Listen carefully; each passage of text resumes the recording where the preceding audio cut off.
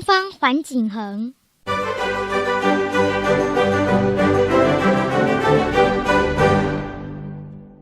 东方环颈鸻大部分是普遍冬候鸟，有少数是不普遍留鸟。